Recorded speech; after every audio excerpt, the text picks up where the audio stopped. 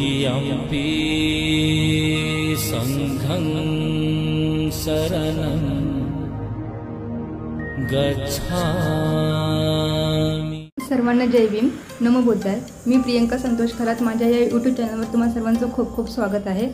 मी आज बुद्ध लेणी याविषयी तुम्हाला थोडीशी माहिती, एक छोटासा दुर्मिळ व्हिडिओ तुम्हाला मी दाखवणार आहे। हा दुर्मिळ व्हिडिओ आहे महाराष्ट्रामध्ये चंद्रपूर जिल्ह्यात विद्यासन बुद्ध लेणी याविषयी तुम्हाला मी सांगणार आहे। आणि ही एक गुफा आहे जी जवळपास अशोक सम्राट, राजा अशोक सम्राट यांच्या काळामध्ये ही बनवण्यात आलेली आहे अशी याला मान्यता आहे।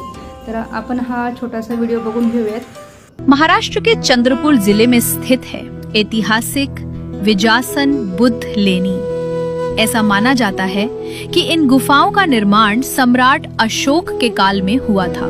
सम्राट अशोक ने पूरे एशिया में लगभग 84,000 बौद्ध स्तूपों का निर्माण करवाया था और ये गुफाएं उन्हीं में से एक मानी जाती हैं। यहाँ कुल 3 गुफाएं हैं जो बौद्ध भिक्षुओं के ध्यान के लिए बनवाई गई थी। इन गुफाओं के भीतर खुदी हुई हैं 3 सुंदर बुद्ध मूर्तियां। कहा जाता है कि सूरज की पहली किरण बीच वाली गुफा के मूर्ति पर पड़ती है, एक अद्भुत वास्तुकला का जीवंत उदाहरण। विजासन का नाम भी यहीं से आया है। विजासन यानी ध्यान के लिए बनाई गई जगह।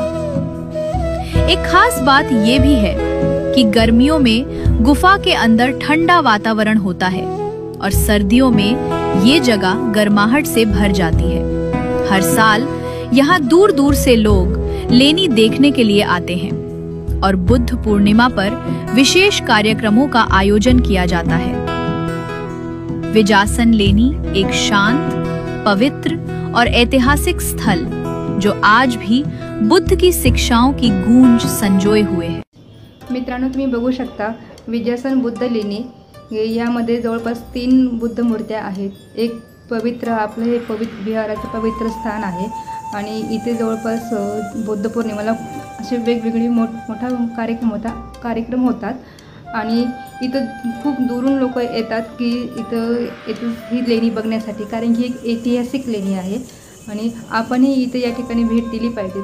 तुम्हाला हा विद्यासन महाराष्ट्रामध्ये चंद्रपूर जिल्ह्यातील विद्यासन बुद्ध लेणी हा व्हिडिओ तुम्हाला कसा वाटला व याची प्रतिक्रिया आम्हाला नक्कीच कळवा।